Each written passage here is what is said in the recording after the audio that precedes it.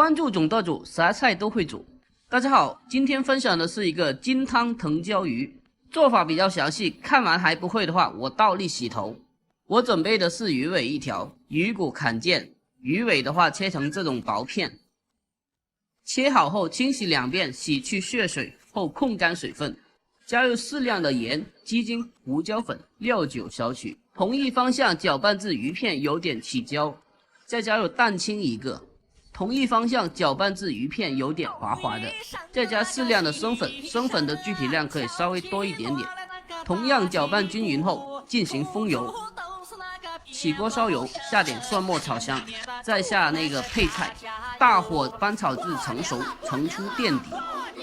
重新起锅，下入鱼骨，煎至两面金黄色备用。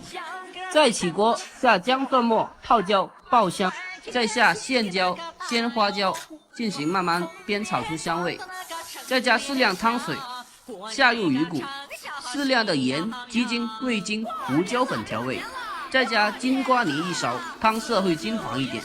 鱼骨大火煮3分钟，捞出。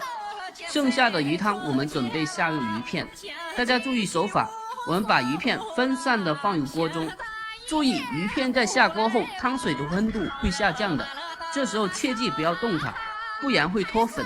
烧煮1会后再轻轻的搅动，把鱼片烫至紧熟后开始倒出。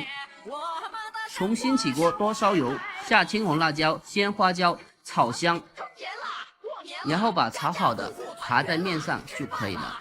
这道菜汤汁浓郁，麻辣鲜香，让人吃过一次绝对的忘不了。免费的教程我来出，免费的红心你来给，喜欢的可以双击收藏起来。我们下期再见咯。